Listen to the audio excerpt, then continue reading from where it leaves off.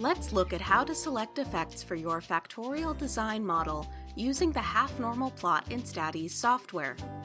The red line defaults to fit the smallest 50% of effects which are less likely to be significant.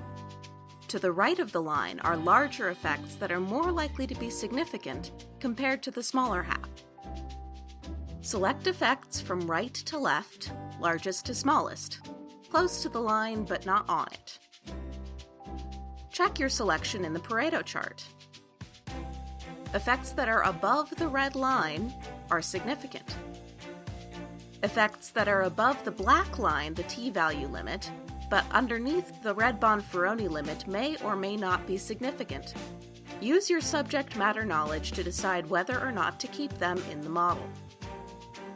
You can easily return to this screen to make changes after checking your ANOVA results.